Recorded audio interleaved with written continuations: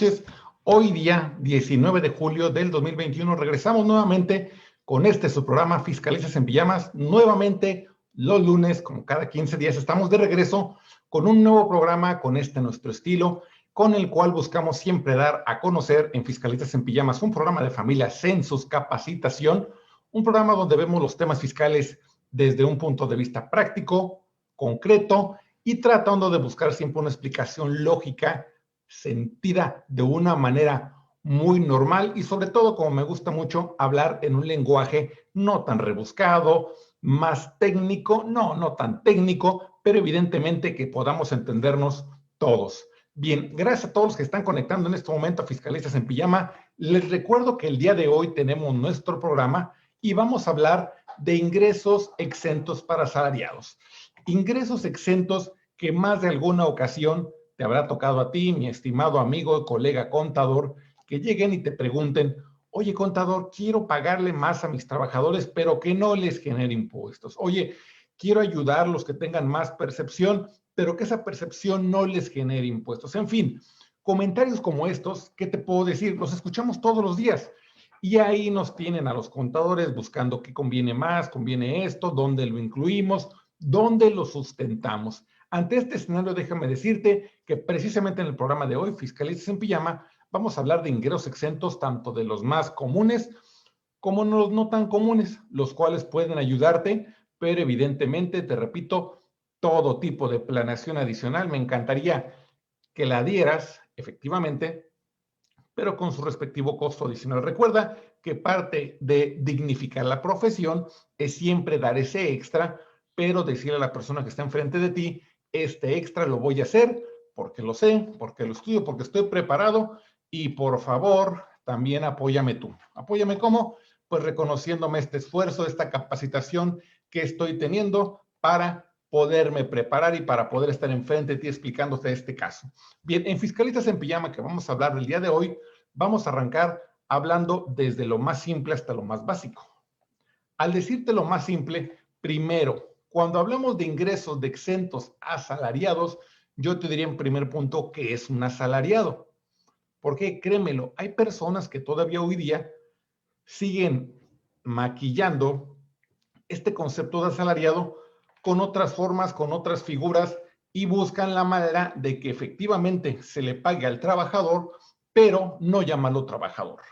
Retribuirlo, tenerlo bajo un contrato, pero no llamarlo subordinado. En fin, figuras que finalmente al paso del tiempo la autoridad, tanto la de seguridad social como la fiscal, ha descubierto que son figuras que nada más como tal no se adaptan a la realidad y son fácilmente descubribles y son fácilmente identificables, que no son más que eso, una burda simulación.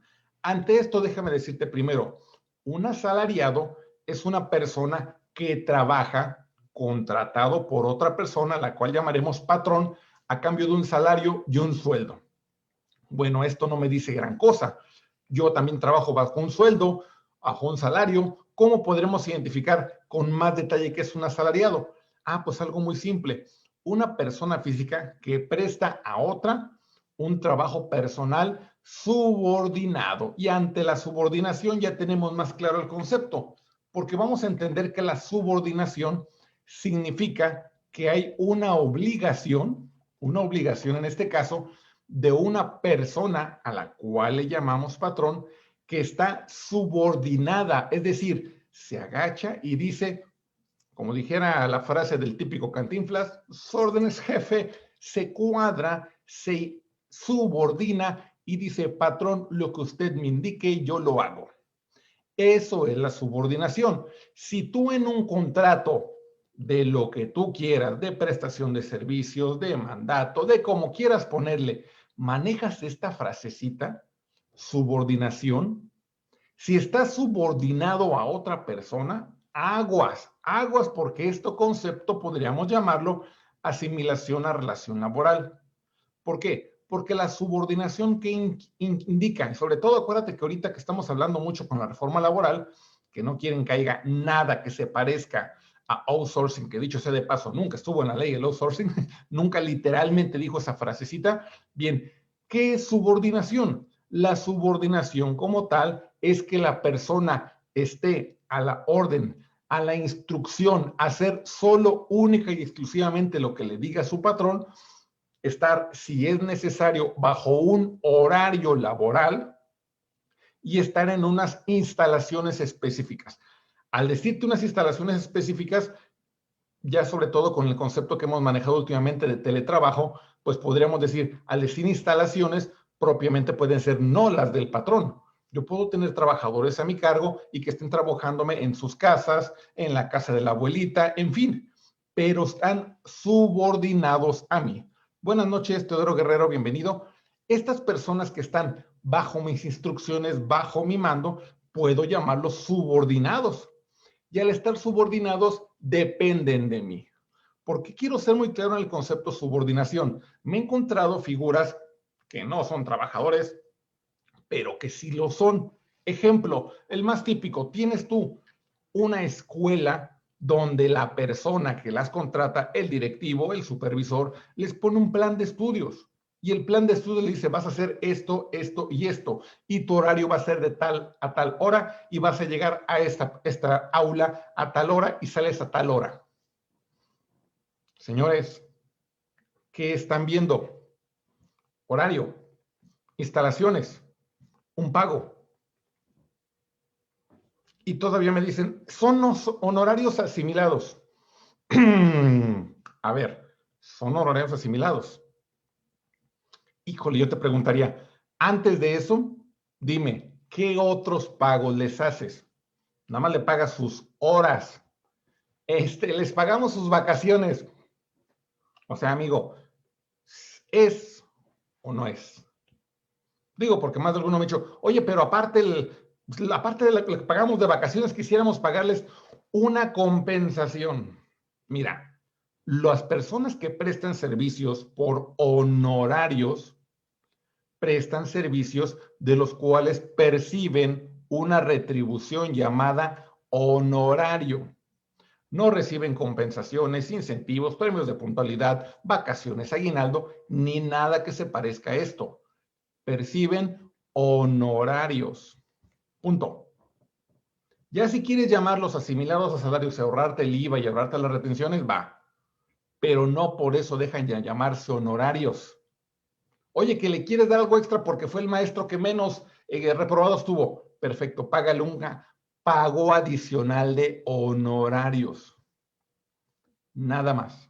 No me le empieces a meter conceptos ahí y por favor, matemáticamente cuida lo que haces. ¿Por qué?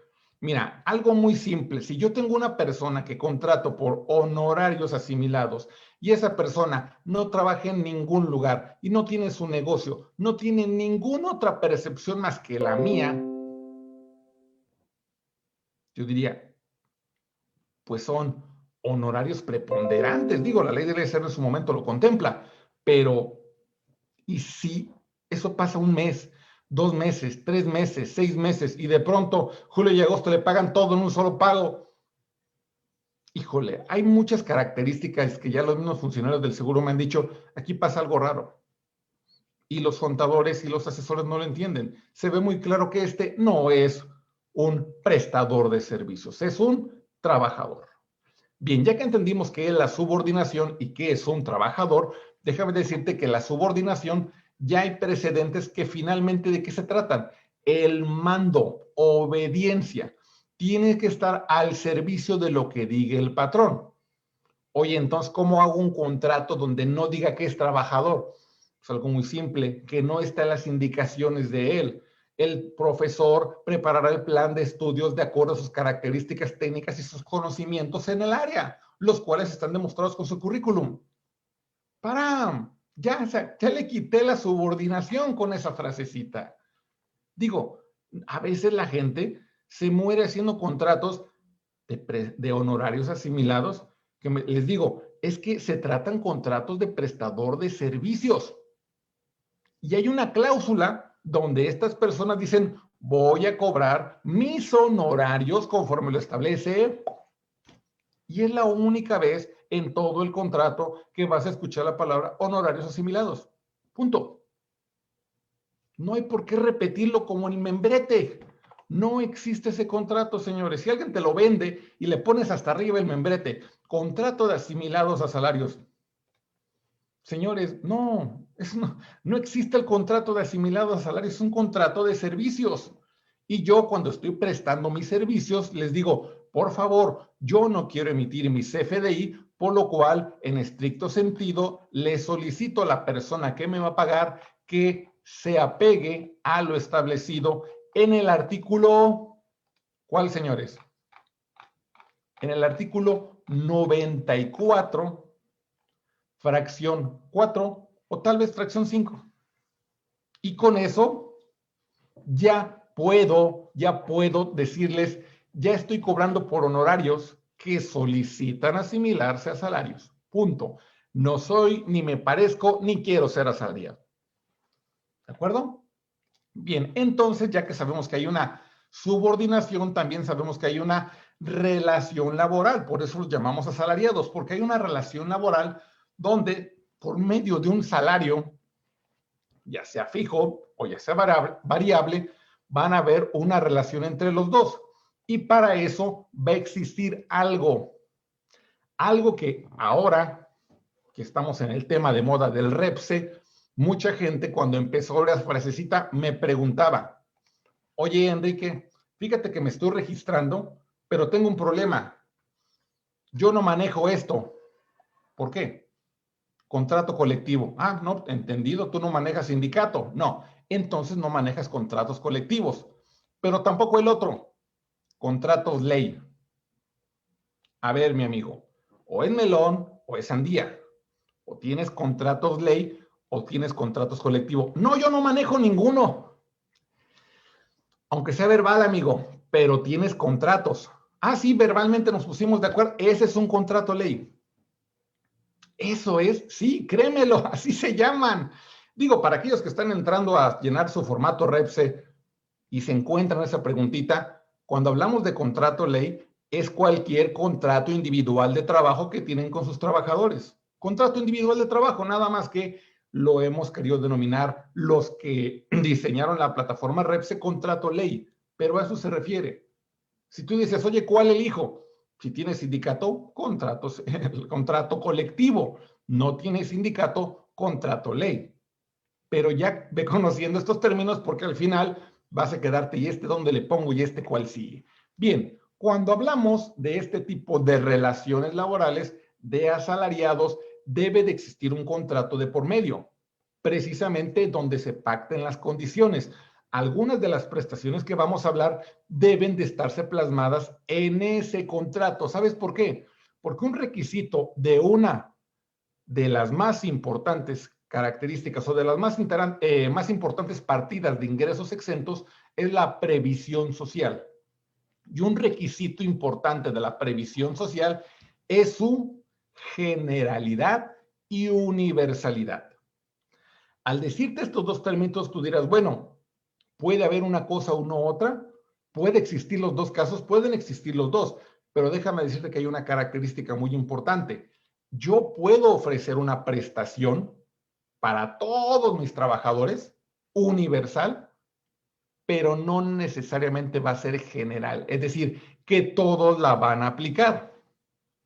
¿Cómo puede ser eso? Prestaciones. Si yo establezco en mi empresa, se otorga la prestación siguiente. Todos los trabajadores que en el transcurso del año 2021 pierdan a uno de sus hijos por COVID-19 recibirán una compensación vía previsión social de 30,000 pesos.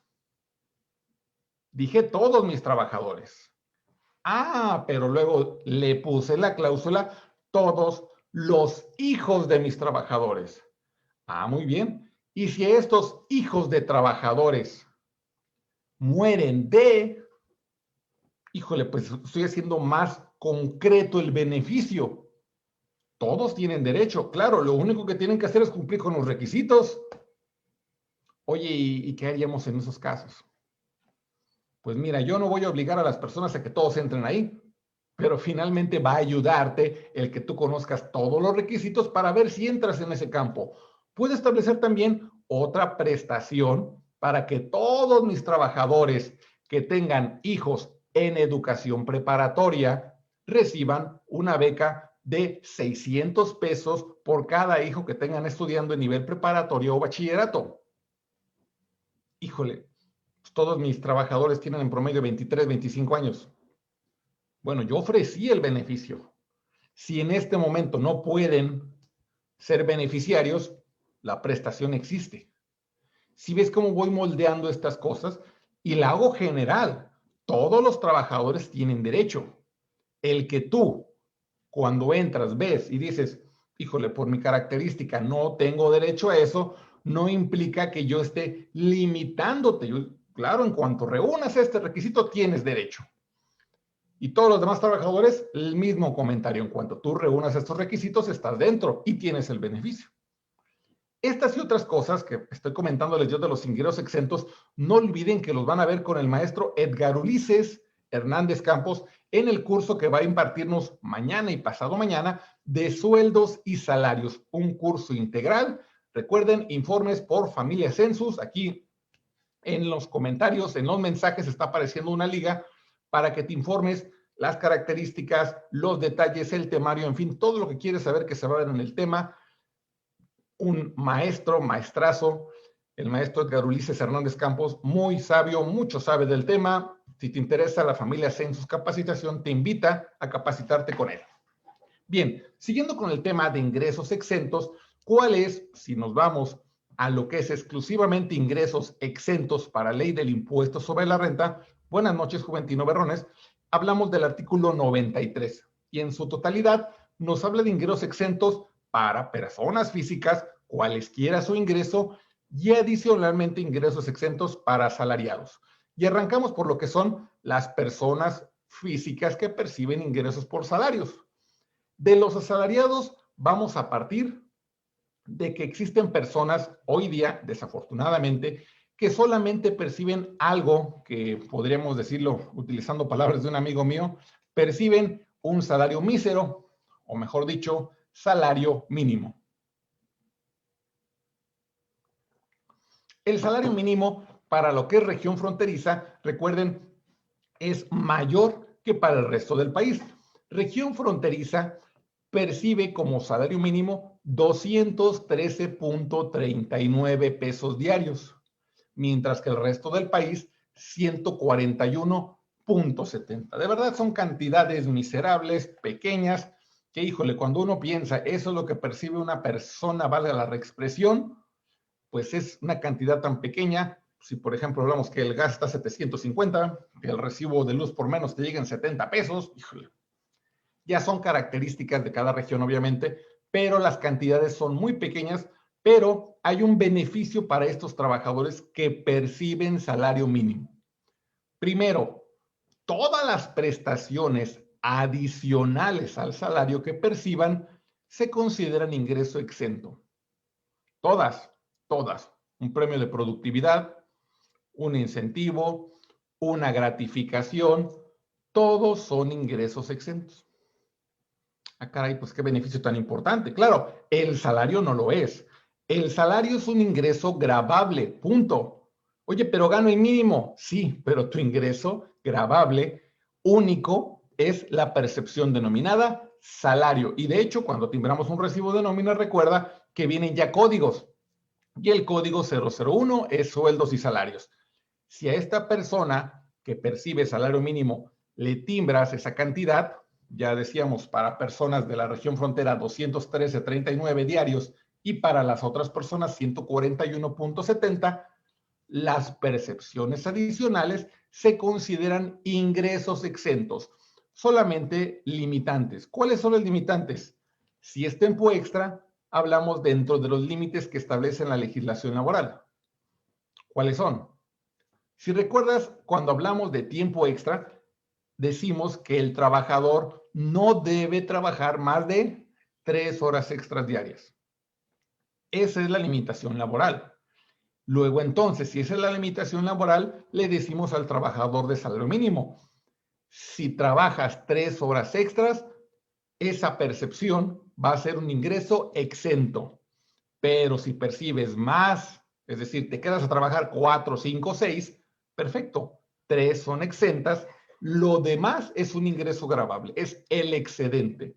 Lo demás, lo que pase esa cantidad se considera un ingreso gravable que se va a sumar a tu salario y al cual aplicaremos la tarifa del artículo 95. Y ya de ahí tocará si te corresponde un impuesto a cargo o a favor.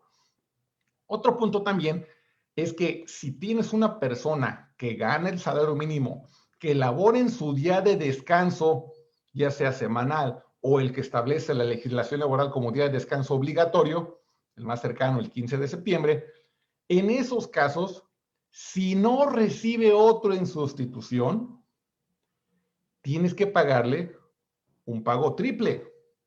Buenas noches, Gustavo Cabrera, bienvenido. Tienes que hacerle un pago triple. Luego, entonces, ese pago triple, ¿qué tocaría?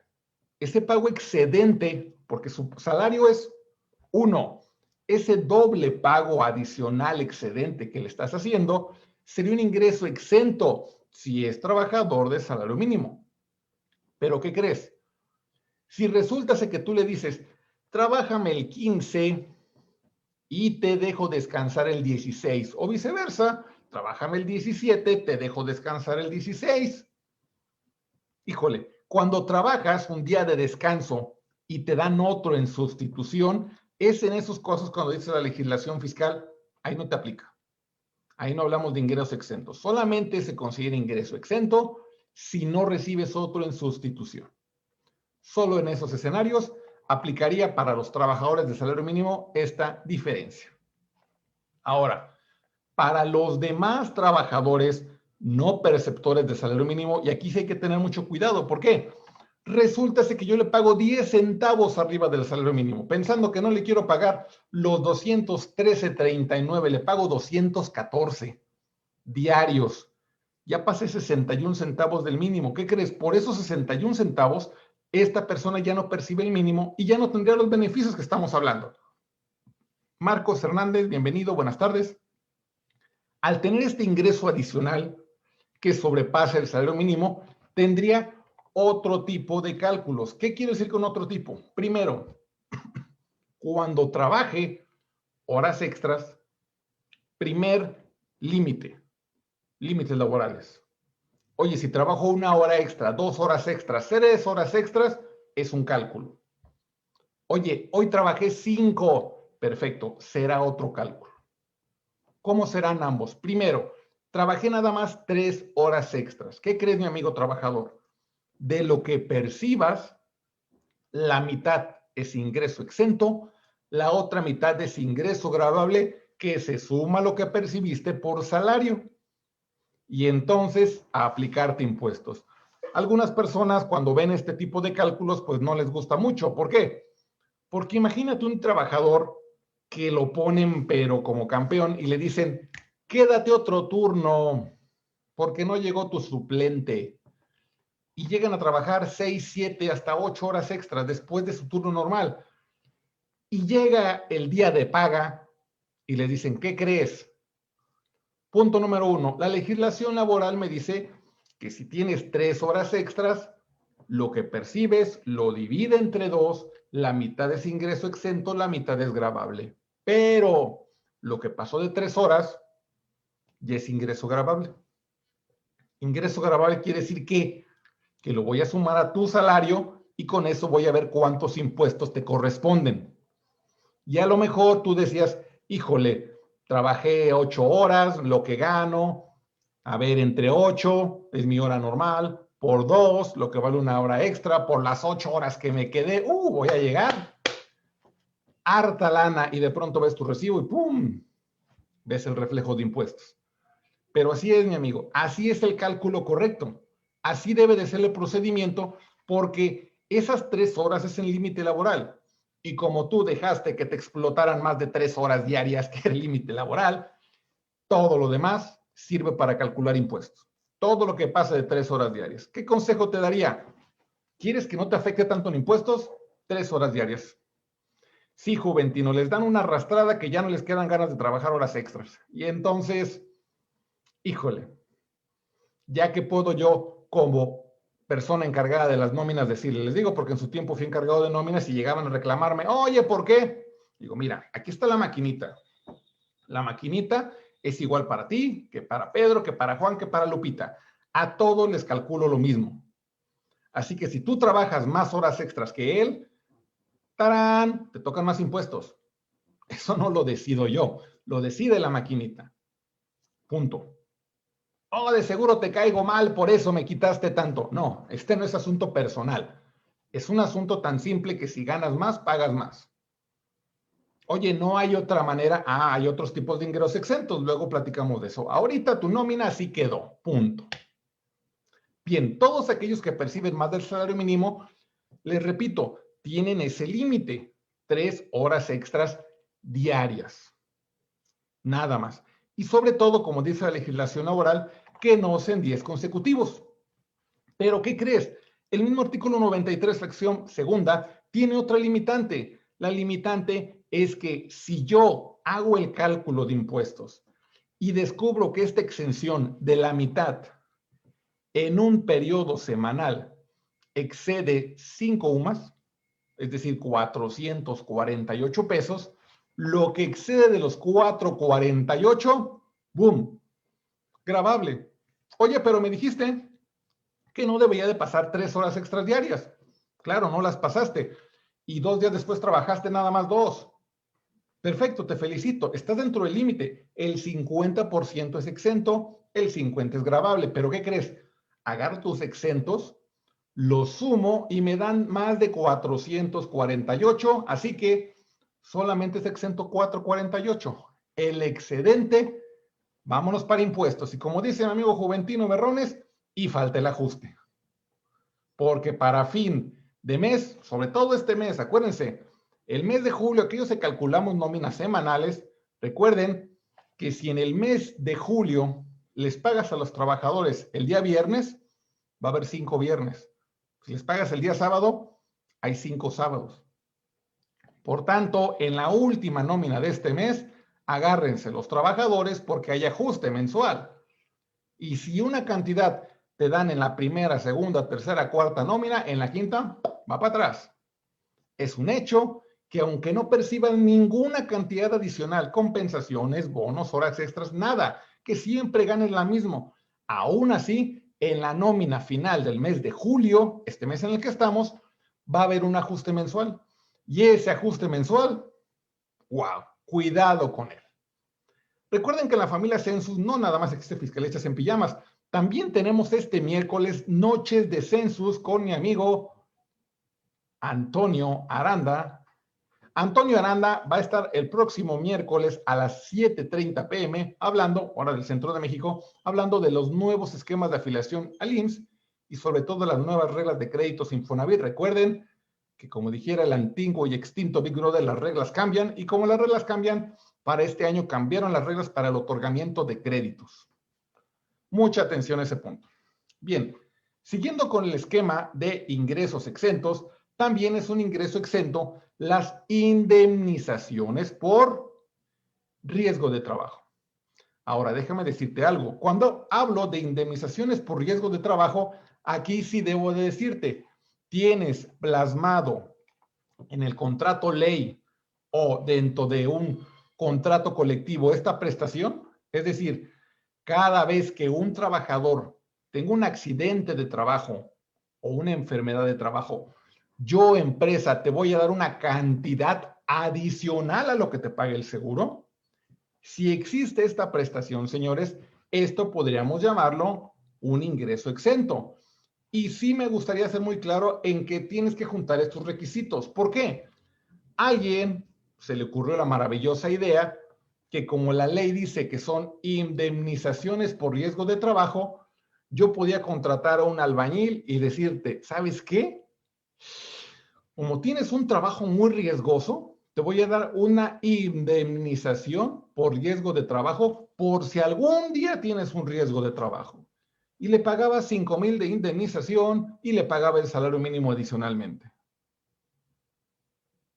Como que dices, a ver, pero si nunca se ha accidentado, precisamente como empezaron a ver este tipo de detalles, hay un criterio normativo de la propia autoridad que dice, señores, no me quieran ver la cara, cuando hablamos de lo que dice el artículo 93, fracción tercera, de indemnizaciones por riesgo de trabajo, está sujeto a que efectivamente hay un riesgo de trabajo.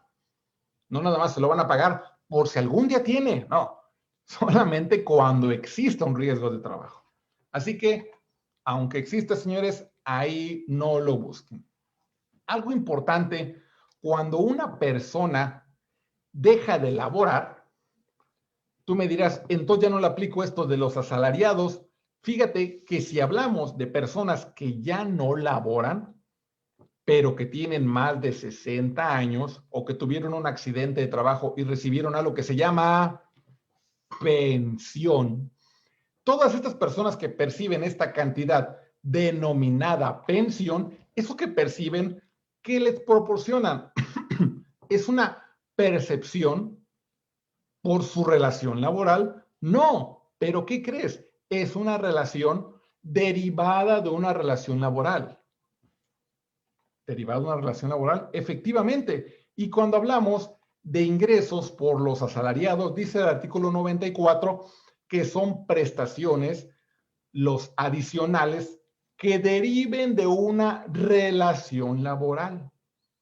Entonces, dado que las pensiones son consecuencia del término de la relación laboral, entran en este capítulo de ingresos exentos para asalariados.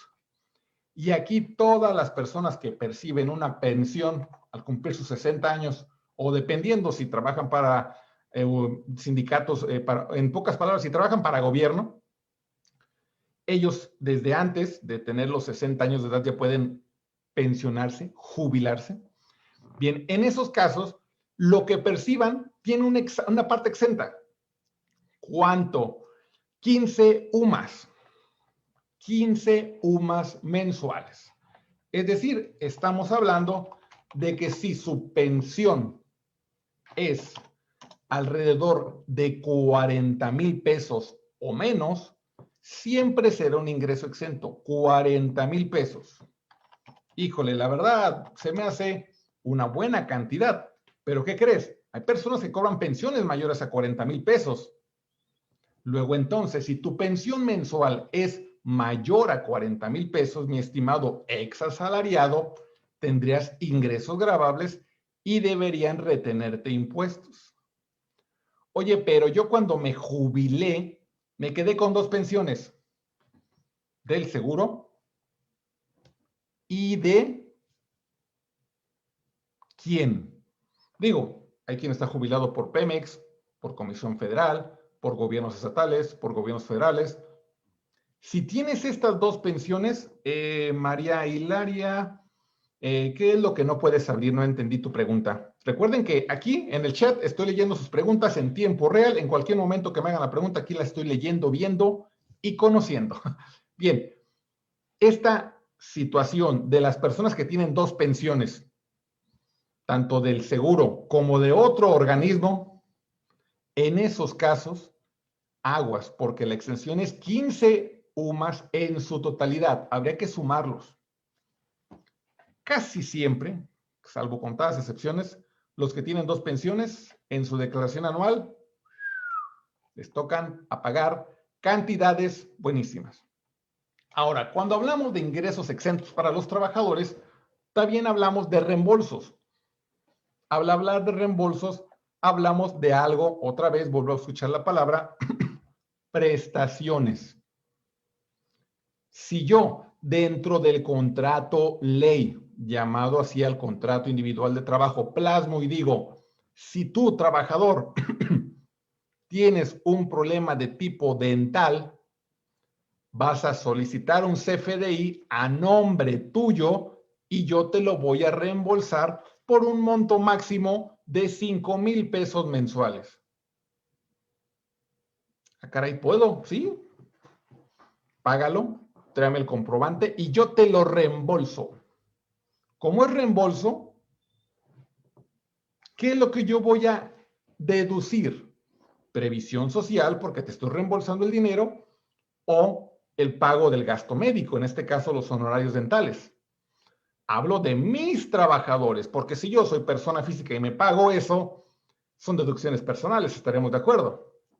Pero si es para mis trabajadores, sería un beneficio, una prestación que yo otorgo a todos mis trabajadores que si no quieren arreglarse los dientes, ponerse unos brackets, hacer un cambio de muelas, yo qué sé, yo tengo el beneficio y se los plasmé en su contrato individual de trabajo.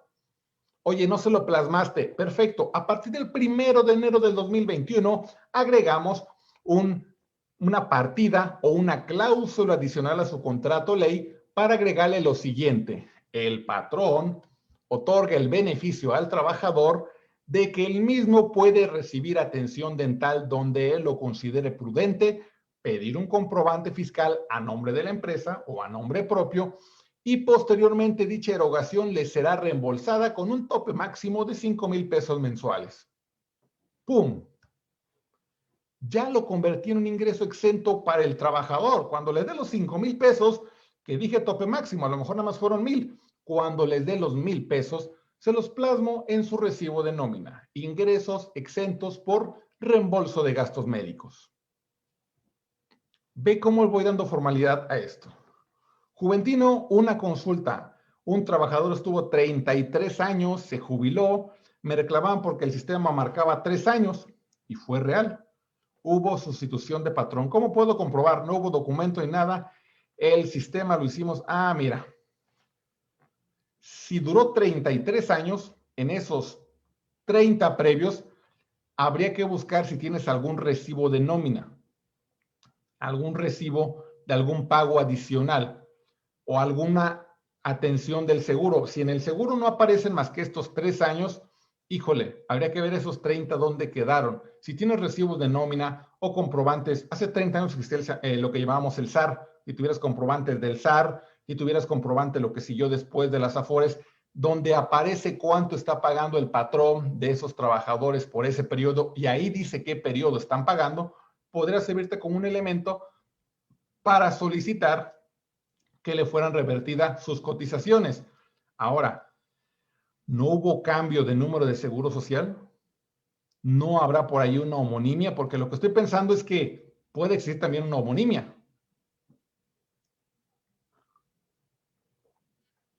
Yo tuve un caso con una persona que de pronto me llegó que le descontara crédito Infonavit. Y cuando le pregunté, me dice, yo no debo nada, yo no firmé nada. ¿Qué crees?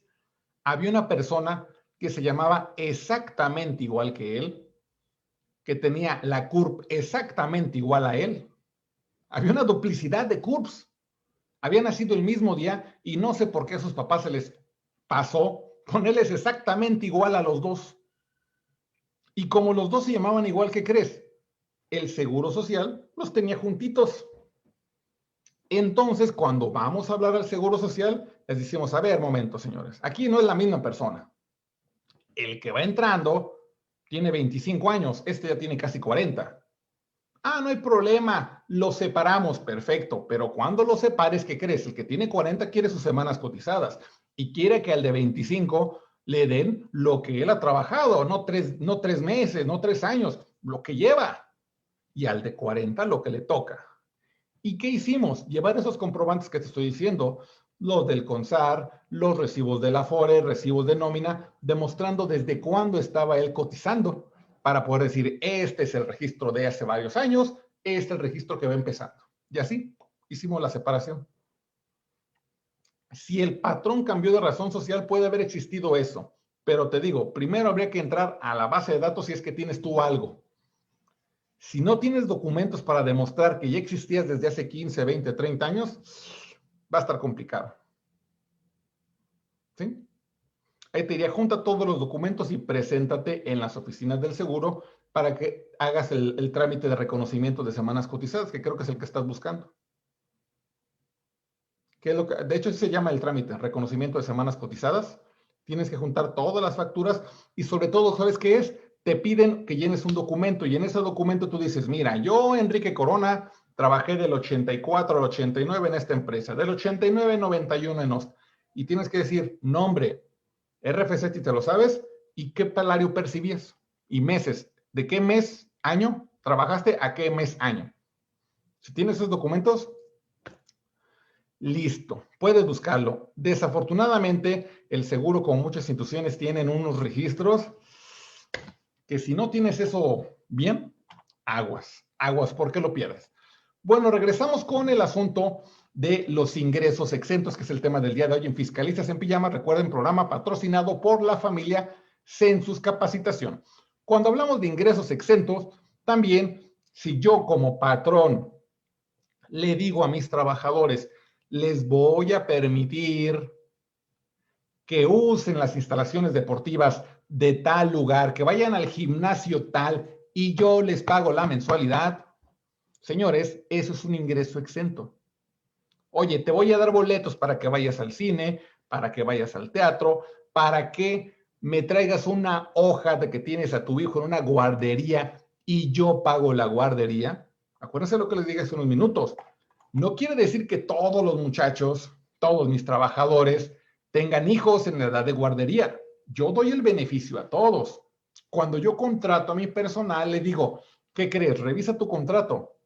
Ahí en tu contrato hay una prestación para que todos los hijos de trabajadores entre 6 meses y 3 años asistan a la guardería tal a costo gratuito. Las colegiaturas las paga la empresa. Las mensualidades. Oye, pero yo no tengo hijos, ¿puedo meter a mi sobrina? No, un momento, ahí dice hijos. ¿Sí? Aquí también hay que ser muy precisos en quiénes recibirían el beneficio, porque si nos vamos a la denominación de previsión social, ahí hablamos de que previsión social es cualquier cantidad que recibe el trabajador para su beneficio y el de su familia. Y cuando hablamos de familia, pues hay que cerrarlo a que sea arriba, abajo, no tan allá, no tan acá, casi nada más en un grado. Bien, siguiendo con el tema de previsión social, recuerden que en previsión social encaja todo aquello que marques en un contrato y donde establezcas la generalidad, pero sin ser específico. A veces pareciera que la previsión social es muy precisa, pero no, es totalmente general. Yo puedo otorgar a mis trabajadores el beneficio de otorgarles lo que te decía el gimnasio. Pero eso no quiere decir que voy a obligarlos a que vayan todos al gimnasio. Yo les digo, si vas al gimnasio, yo te pago la colegiatura. ¿A cuál gimnasio? Al que esté en tal domicilio. Hay gente que me pregunta, ¿y eso para qué puede servir? Mira, si te dijera quién es el dueño del gimnasio, me entenderías. O si te dijera quién es el dueño de la guardería, entenderías. Pero así hay beneficios. ¿Ya ves hacia dónde voy? Mato 2 pájaros de un tiro. Tengo ingresos acá y por acá tengo ingresos exentos para mis trabajadores. Los comprometo a que reciban el dinero y vayan y paguen la colegiatura ya. ¿Sí? Van por los dos lados. Otra prestación que mucha gente le gusta y que es un ingreso exento es el fondo de ahorro o como muchos lo llaman cajas de ahorro. Las cajas o fondos de ahorro implican cantidades que yo, patrón, voy a ahorrar. Antonio Aranda me acaba de decir que hay consejos que no debo de dar en público. Perdón, es que me aflora las ganas de ayudar al empresariado mexicano. Bueno, en bien, continuando con este punto, cuando hablamos de fondos de ahorro, hablamos de cantidades que yo, como persona, patrón que tengo mis trabajadores, le digo a mi trabajador, voy a dar una cantidad para ti, pero no te la voy a entregar en tu mano. Te la voy a guardar en un fondo de ahorro. Pero mi estimado trabajador, con una condición. ¿Cuál? Tú das 50, yo doy 50. Y no pueden ser 200, patrón. Ah, ¿cómo no? Tú das 200, yo doy 200. Híjole, pues no, mejor 100. 100, perfecto. Tú y yo le ponemos 100 pesos. De esa forma es como puedo decirte que es el fondo de ahorro. El fondo de ahorro es una cantidad que yo te voy a pagar, pero no directamente a ti. Te la voy a guardar para que 1 o 2 veces al año te la entregue. He escuchado empresas que los dan en mayo, en septiembre o en diciembre. pero son cantidades iguales que tú, trabajador, vas juntando cada semana, cada quincena, dependiendo cuándo cobres, y yo pago la otra cantidad. Pero al decir yo pago, si tú ves el recibo de nómina, dice percepción, fondo de ahorro 50, deducción, fondo de ahorro 100. ¿Por qué 100? Porque incluye los 50 que dio el patrón y los 50 que tú, patrón, en forma voluntaria, desinteresada y de muy buena persona, lo estás aportando. Eso, señores, ¿a qué ayuda? Uno, a fomentar el ahorro, y dos, cuando llegue el momento de retirarlo, vieras qué alegría le da al trabajador, sobre todo cuando estamos hablando empresas que juntan este dinero y se los dan en diciembre. Diciembre, aguinaldo, paz, y luego fondo de ahorro, paz, hombre, hay fiesta en diciembre, continua. Bien, precisamente estas percepciones son fondo de ahorro. Yo le puedo decir a mi trabajador, vas a ganar 1,000 pesos, pero te voy a dar 950 y 50 voy a meter a tu fondo de ahorro para que en el mes de diciembre lo saques de ahí. Oye, y si de pronto me atoro, yo ocupo que tu empresa me prestes, mira, te prestamos de ahí, de tu mismo ahorro. Te prestamos, te cobramos intereses y ¡pum! No lo regresas. Bueno, no hay otra manera. No, la empresa aquí no presta, presta la caja de ahorro. Digo, es una opción, pero no creo que te interese mucho. También hablamos que es un ingreso exento las gratificaciones que reciban los trabajadores, pero aquí hay un punto medular que la disposición 93, fracción 14, siempre nos ha dado a echar a volar la imaginación. ¿Por qué? Hoy, 19 de julio, si yo tengo un trabajador y le digo, te voy a dar una gratificación porque eres el empleado del mes. Si yo, patrón, agarrara el artículo 14 a rajatabla y dijera, ahí dice, ¿qué crees? Es un ingreso exento.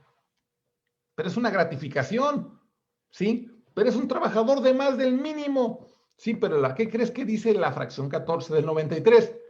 Que las gratificaciones que reciben los trabajadores son exentas. Por costumbre, tradición o como quieras llamarlo, lo hemos querido asimilar a lo que ahí quiere decir es el aguinaldo. Pero ahí no dice aguinaldo. Yo hoy podría decir, si te pago una gratificación es un ingreso exento. Si no pasa las 30 UMAS es ingreso exento. Claro que con eso ya me acabé mi ingreso exento aquí. Cuando te pague el aguinaldo, como decía mi amigo Juventino, pues te vamos a dar una despelucada salvaje.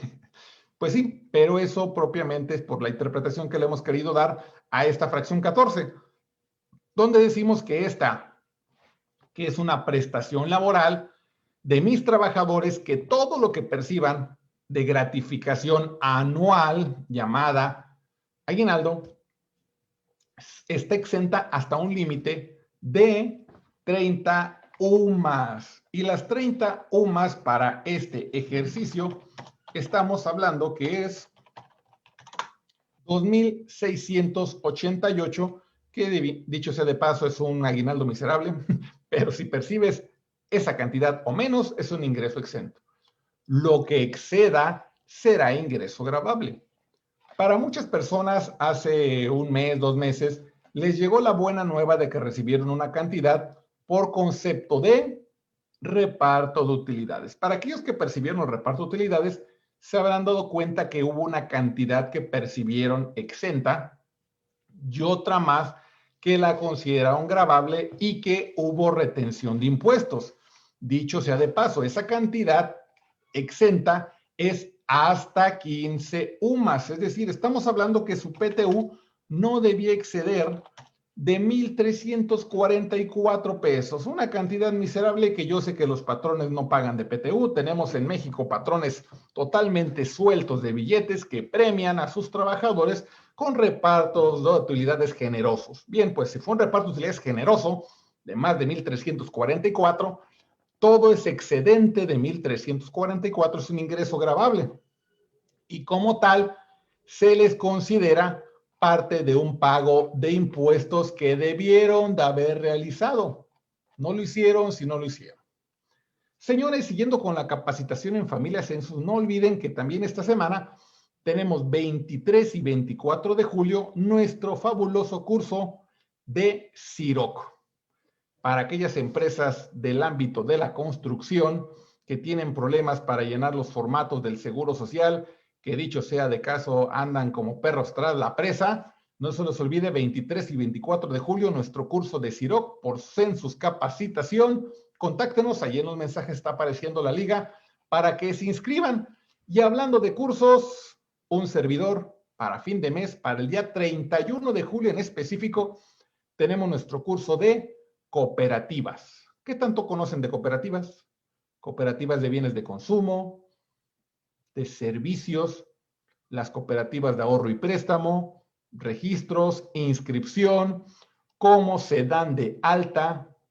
Señores, se nos viene bastante información dentro de los cursos de Census Capacitación. No lo dudes, si necesitas capacitación, Census la tiene, ya lo decíamos, el próximo día 20-21, el curso del maestro Edgar Ulises de asalariados, tenemos el de CIROC, tenemos cooperativas, y ya para el mes de agosto también un servidor estará dando el curso anual de agapes. Mucha gente me pregunta, oye, ¿pero qué hay de nuevo? Muchísimas cosas.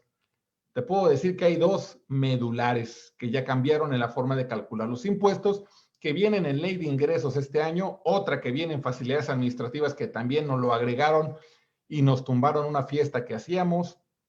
Hay reglas que han cambiado y hay que analizarlas en su conjunto porque todavía hoy día la forma en que trabaja el SAT sigue cambiando. Nos están metiendo un sistema que cada vez reconoce lo que hacemos. Cada vez detecta más quién tiene o no la obligación. Esto que estaban peleándose por los del límite del RIF de 300,000 es una punta nada más del iceberg. Hay muchísimas cosas que ya el sistema te detecta y te dice, tú no puedes hacerlo. ¿Cuántas veces te has enterado o no has podido hacer un trámite porque te dice, te falta esto? Y te quedas como el meme así de, ¿cómo lo supo? Pues sí, ya lo sabe el sistemita, el robot. También, y hablando de capacitación, recuerda que tenemos nuestra revista Sentido Empresarial. Aquí en los mensajes puedes verla totalmente gratis, puedes descargarla y conocerla.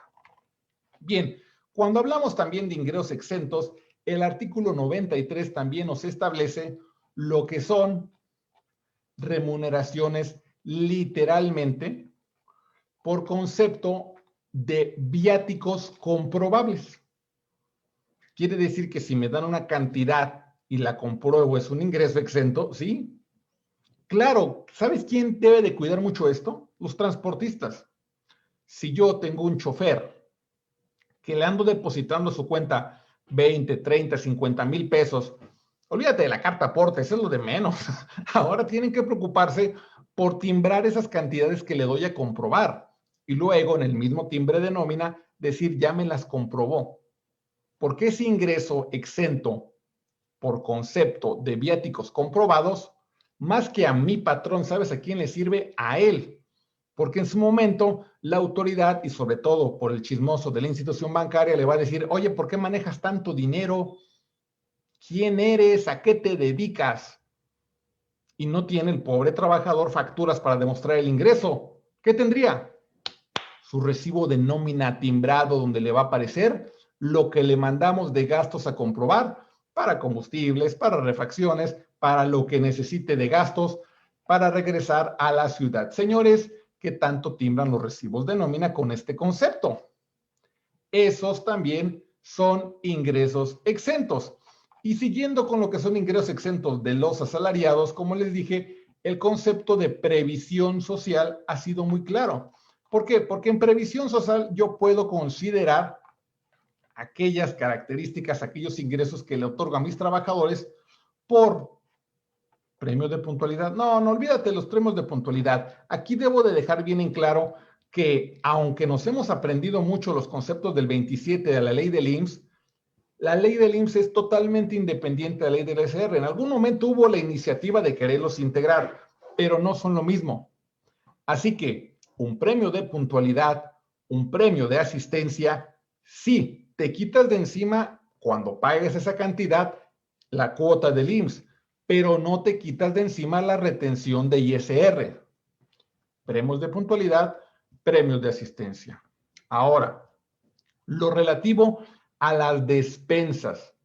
Ya hay precedentes desde hace varios años. Ya ven que nos maneja la ley del seguro, que la despensa puede ser en efectivo o en especie. Dicho de otra manera, lo que llamamos vales de despensa o monederos electrónicos.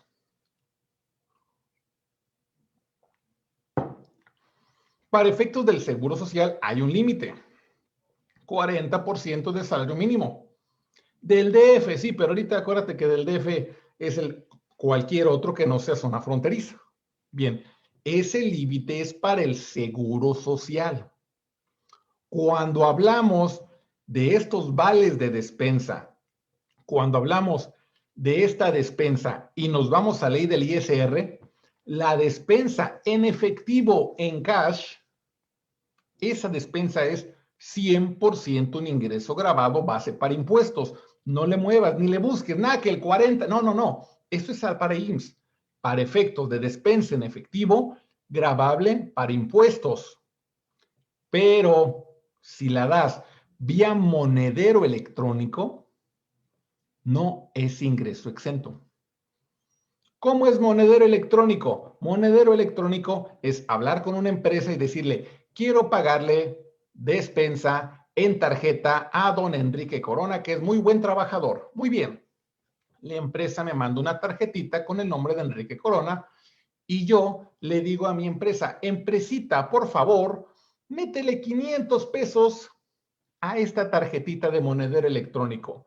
Y entonces yo le pago a esta empresa 510. 500 que van a caer en esa cuenta y 10 pesitos de comisión.